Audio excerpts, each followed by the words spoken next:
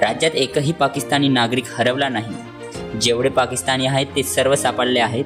या सर्व नागरिकांना देशाबाहेर घालवायची व्यवस्था केली आहे। राज्यात एकही पाकिस्तानी नागरिक राहणार नाही, असे मुख्यमंत्री देवेंद्र फडणवीस यांनी स्पष्ट केले आहे। देवेंद्र फडणवीस म्हणाले, गृहमंत्री म्हणून सांगतो, राज्यात आलेला एकही पाकिस्तानी हरवलेला नाही। जे पाकिस्तानी नागरिक आहेत ते सगळे सापडले आहेत। या सर्वांना राज्यातून घालवायची व्यवस्था केलेली आहे। एकही पाकिस्तानी नागरिक आज संध्याकाळपर्यंत या ठिकाणी राहणार नाही, अशी माहिती त्यांनी दिली। दरम्यान राज्यातल्या 48 शहरातून एकूण 5023 पाकिस्तानी नागरिक आढळले आहेत, अशी माहिती गृह राज्यमंत्री योगेश कदम यांनी 2 दिवसांपूर्वी दिली होती।